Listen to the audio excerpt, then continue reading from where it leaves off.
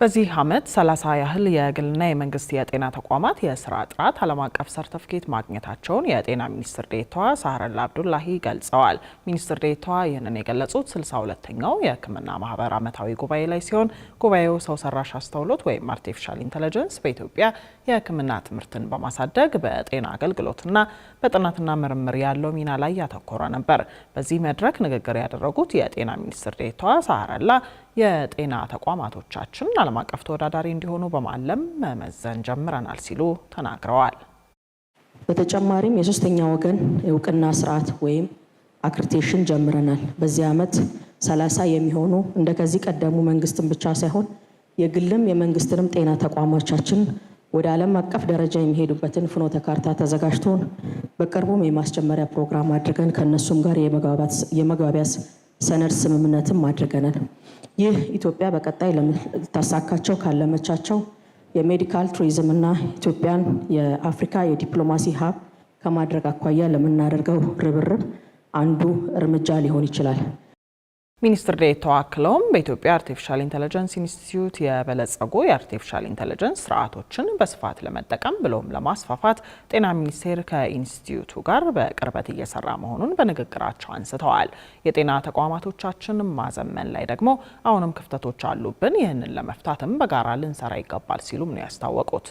እነዚህ አንደኛው የጤና ተቋማት ዲጂታላይዝ ማድረግ ሲሆን እስካሁን በሄድንበት ጉዟችን ያን ያህል የተወሰኑ ከ60 በላይ ጤና ተቋሞቻችንን ፔፐርለስ ማድረግ ብንችልም ግን የተቀናጀና የተሳለጠ የሆነ የዲጂታላይዜሽን አገልግሎትን ማሳካት አልቻልንም።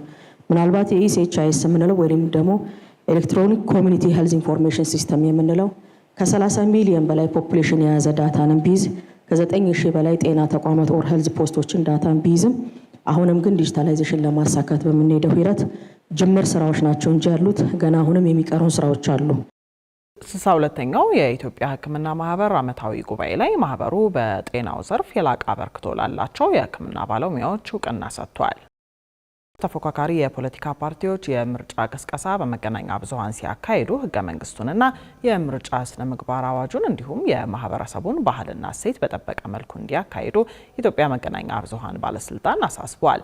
ባለስልጣኑ ይህንን ማሳሰቢያ የሰጠው በ7ኛው ጠቅላላ ምርጫ ለሚፎካከሩ ፓርቲዎች የመገናኛ ብዙሃን የምርጫ ቅስቀሳ ነፃ የአየር ሰዓትና የጋዜጣ አምድ ድልድል ይፋ በተደረገበት መርሃ ግብር ላይ ሲሆን ከቅዳሜና እሁድ እንዲሁም ከበዓላት ቀናት ውጪ ከመጋቢት 23 ቀን 2018 ዓ.ም ጀምሮ እስከ ግንቦት 19 ቀን 2018 ዓ.ም ድልድሉን የሚጠቀሙበት እንደሆነም ተገልጿል።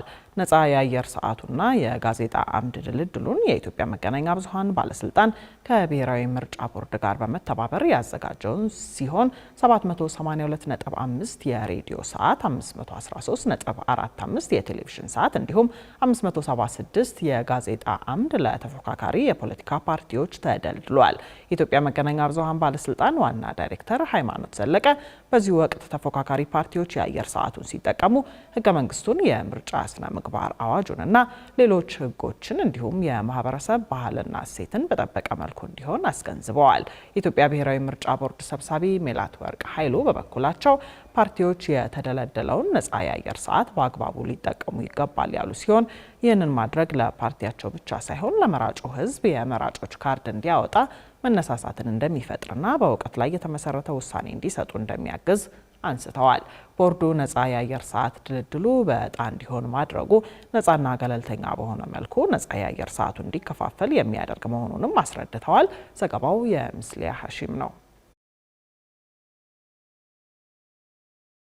በትምህርትና ስልጠና ባለስልጣን የተላለፈባቸውን ውሳኔ ተግባራዊ ባላደረጉ 52 የከፍተኛ ትምህርት ተቋማት ላይ የመዘጋት እርምጃ እንዲወሰድ ባለስልጣኑ ጠየቀ።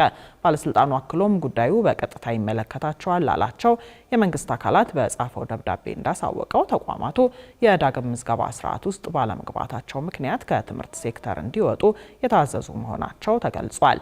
በመሆኑም ተቋማቱ የተላለፈውን ውሳኔ ተግባራዊ ባለማድረጋቸው ህጋዊነታቸው የተቋረጠ በመሆኑ በከፍተኛ በከፍተኛ ትምህርት ዘርፍ ተሰማርተው ዜጎች ላይ ጉዳት እንዳያደርሱ የከፍተኛ ትምህርት አገልግሎት መስጠት እንዲያቆሙ እንደሚደረግ አሳውቋል። እስካሁን ያደረሱት ጉዳት ካለም አስፈላጊው የእርምት እርምጃ እንዲወሰድባቸው የተቋማቱን ስም ዝርዝር ለክልልና ለከተማ መስተዳደር ቢሮዎች በጻፈው ደብዳቤ በማያያዝ ባለስልጣኑ ጠይቋል። የኢትዮጵያ ኢንቨስትመንት ኮሚሽን በአራተኛው ኢንቨስት ኢን ኢትዮጵያ 2026 ፎረም ላይ 13 ቢሊዮን ዶላር የኢንቨስትመንት ስምምነት ማድረጉን አሳውቋል። የኢንቨስትመንት ስምምነቱ የማኑፋክቸሪንግ፣ የግብርናና አግሮ ፕሮሰሲንግ፣ የኃይል፣ የማዕድንና ሌሎች ዘርፎችን ማካተቱ ተገልጿል። ስምምነቶቹ በሀገሪቱ ለስራ ፈጠራ፣ ለውጭ ምንዛሬ ገቢና ለቴክኖሎጂ ሽግግር ከፍተኛ አስተዋጽኦ እንደሚኖራቸውም ተጠቅሷል። በመዲናዋ አዲስ አበባ የተካሄደው ፎረሙም ቀጣይ የኢንቨስትመንት ግንኙነቶችን ለማጠናከር ይረዳል የተባለ ሲሆን ኢትዮጵያ እየተገበረች ባለችው የኢኮኖሚ ሪፎርም ውጤት ማየት መጀመሯን ማሳያ ነውም ተብሏል።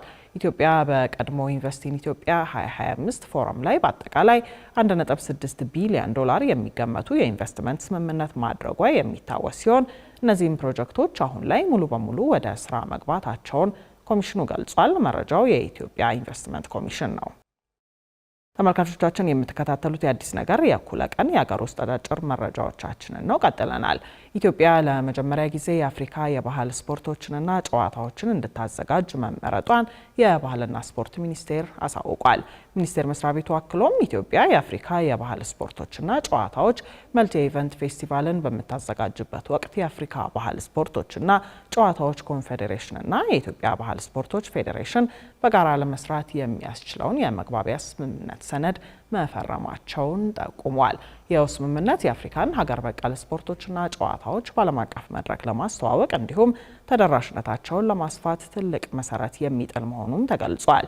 እንዲሁም ኢትዮጵያ በአፍሪካ ውስጥ ያላትን ተሳትፎ የሚያጠናክርና የአፍሪካን ባህላዊ እሴቶች በስፖርት አማካኝነት ለማስተሳሰር የሚደረገውን ጥረት የሚያግዝ ነው ተብሏል። በመግባቢያ ሰነዱ መሰረት ሁለቱ ተቋማት በቴክኒክ ድጋፍ፣ በሚዲያ አጠቃቀም፣ በባህላዊ ጨዋታዎች ሕግጋት ዝግጅትና በስልጠና ዙሪያ በቅርበት እንደሚሰሩ ከባህልና ስፖርት ሚኒስቴር ያገኘነው መረጃ ያመላክታል።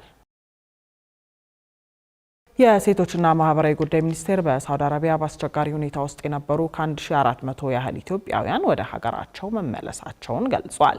ባሳለፍነው ሳምንት ውስጥ በተደረገ 6 ዙር በረራ ከተመለሱት ከ1300 በላይ ወንዶች ውስጥ ሲሆን 85 ያህሉ ደግሞ ሴቶች ናቸው ተብሏል። እንዲሁም ከነዚህ ተመላሾች መካከል ከ170 በላይ የሚሆኑት እድሜያቸው ከ18 ዓመት በታች የሆኑ ታዳጊዎች መሆናቸው ተገልጿል።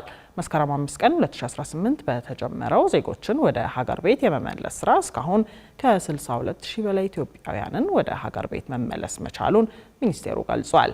እንዲሁም ህገወጥ ፍልሰትን ለመከላከል፣ ደህንነቱ የተጠበቀ ፍልሰትን ለማበረታታትና ወደ ተለያዩ ሀገራት ሄደው የሚመለሱ የፍልሰት ተጎጂዎችን ለመደገፍ የተለያዩ ስራዎችን እየሰራ መሆኑን ገልጿል።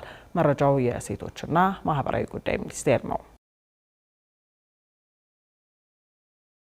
ኢትዮ ሆም ኤክስፖ 2026 የተባለ የሪል ስቴት ኤክስፖ በለንደን ከተማ ሊካሄድ መሆኑ ተነገረ።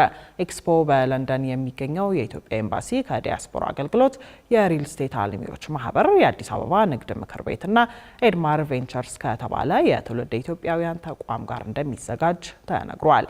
የኤክስፖ ዋና ዓላማ በሪል ስቴት ዘርፍ አልሚዎችና ተጠቃሚዎች መካከል ያለውን መተማመን ለማሳደግ እንዲሁም አስተማማኝ በሆነ መንገድ ግብይቶች እንዲፈጸሙ የተዘጋጁ ስርዓቶችን ማስተዋወቅ እንደሆነ ተገልጿል። ከግንቦት 15 እስከ 17 ቀን 2018 ዓ.ም ይካሄዳል በተባለው በዚህ ኤክስፖ ላይ ከ30 በላይ የቤት አልሚዎችና ከ3000 በላይ ተሳታፊዎች ይታደማሉ ተብሎ እንደሚጠበቅ ተጠቁሟል።